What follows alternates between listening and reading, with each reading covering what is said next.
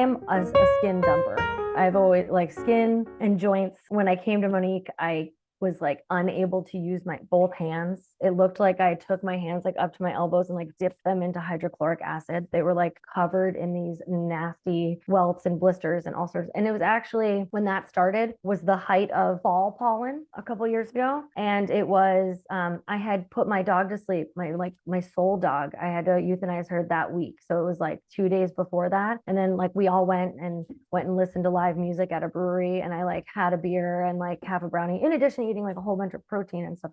That usually wouldn't set me off like that. But then it was like a total massive crazy dump for months and months and months and months. And so always skin. And even before that, before I really had connected it to oxalate, I think I was slightly oxalate aware, but I was still very attached to my Weston Price style protocol that I was doing, a lot of Weston Price style eating. I really liked making sourdough and making kombucha. So I like had a lot of that still in my diet. And I had gone through a very similar, and also I wanted to ask Monique about this too. I also at the same time had taken ivermectin because I thought it was some kind of parasitic type thing. This was like in 2021. And that was when I had a huge mouth reaction. It was really similar to this, but it was like my whole face and like neck, chest, like it was all over. But I am definitely a skin dumper and joints in my bones. I can feel it. Any place you can secrete. So typically oxalate's being moved by secretion. So the kidneys are going to scrape it out of the bloodstream and they're going to secrete it into the urine. The